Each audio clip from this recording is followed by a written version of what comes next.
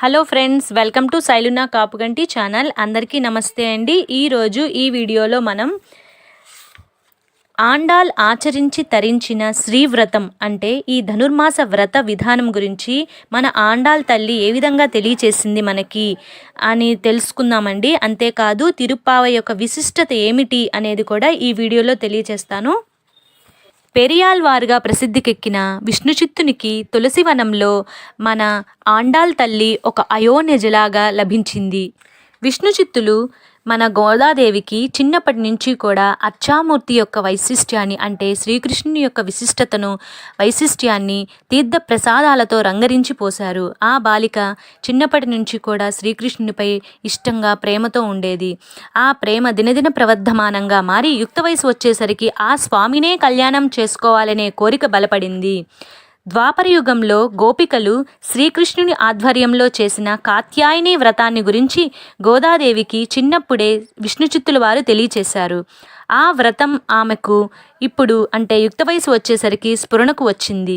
శ్రీకృష్ణ పరమాత్మ గోపికలను గోపాలురులను గోగణాన్ని అనుగ్రహించి లోక కళ్యాణం సమకూర్చడం ఆ వ్రత ఫలం. అదే సదుద్దేశంతో గోదాదేవి తిరుప్పావై వ్రతాన్ని తలపెట్టింది. శ్రీవిల్లిపుత్తూరునే రేపెల్లగా భావించి అక్కడ కొలువై ఉన్న వటపత్ర సాయినే శ్రీకృష్ణునిగా భావించి తాను తన చెలికత్తెలు గోపికలుగా ఆ భావనా ప్రకర్షతో ధనుర్మాస వ్రతాన్ని ఆచరించింది. లోకంలో అందరూ ఈ సిరినోమును అంటే ఈ ధనుర్మాస వ్రతాన్ని పూని సౌభాగ్యం పొందాలని వ్రత విధానమంతా తిరుప్పావై దివ్య ప్రబంధ రూపంలో లోకానికి అందించింది మన గోదాదేవి. ఈ విధంగా లోకాన్ని ఉజ్జీవింపచేసింది కనుక ఆమెను మనం ఉద్ధాపకురాలు అంటాము.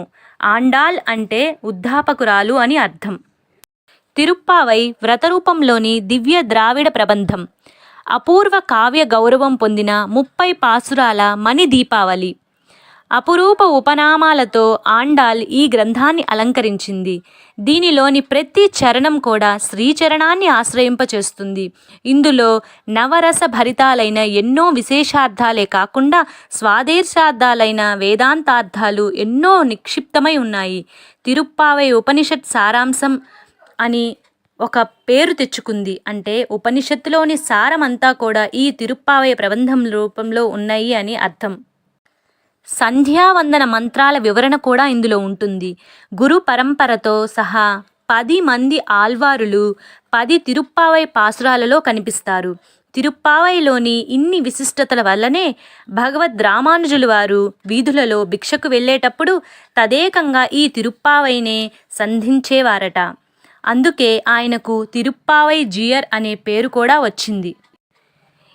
రోజుకొక పాసురం చొప్పున 30 పాసురాలలో 30 రోజుల పాటు కొనసాగే ఈ వ్రతంలో 3 దశలు ఉన్నాయి. 1 అభిముఖ్య దశ, 2 ఆశ్రయణ దశ, 3 అనుభవ దశ. మొదటి 5 పాసురాలలో వ్రత పూర్వరంగం, వ్రతాంగాలు, వరుణదేవునికి ఆహ్వానం ఉంటాయి.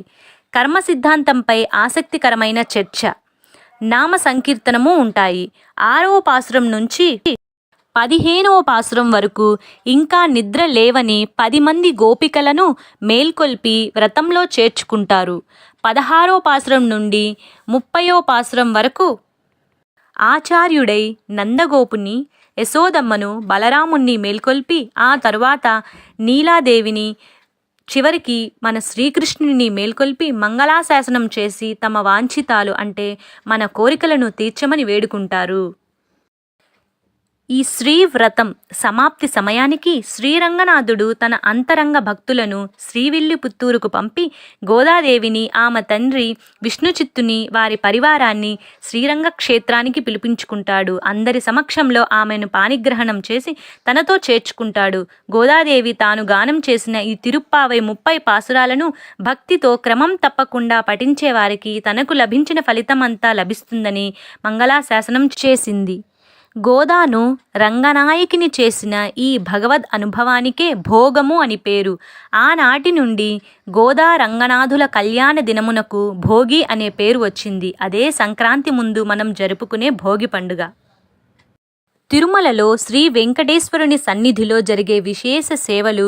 శ్రీనివాసుని వక్షస్థలంలోని అమ్మవార్లకు కుడివైపు బంగారు చిలుక బొమ్మను, ఎడమవైపున పూల చిలుక బొమ్మను అలంకరిస్తారు. గోదాదేవికి ఎడమ చేతిలో పూల చిలుక బొమ్మ ఉండటం మనం చూస్తూ ఉంటాం. శ్రీ స్వామివారికి తిరుప్పావై అనే బంగారు పతకాల మాల వడ్డానంగా అలంకరిస్తారు. ఇవే కాకుండా ఈ నెలంతా కూడా సుప్రభాత సేవకు బదులుగా తిరుప్పావై పాసురాలను గానం చేస్తారు. ప్రతిరోజు కూడా ఏకాంత సేవలో భోగ శ్రీనివాస మూర్తికి బదులుగా పక్కనే ఉన్న వెన్నముద్ద కృష్ణునికి శయన భాగ్యం కలిగిస్తారట.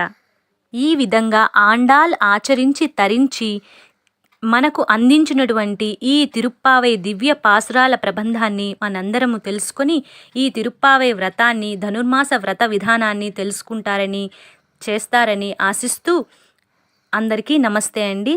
Thank you.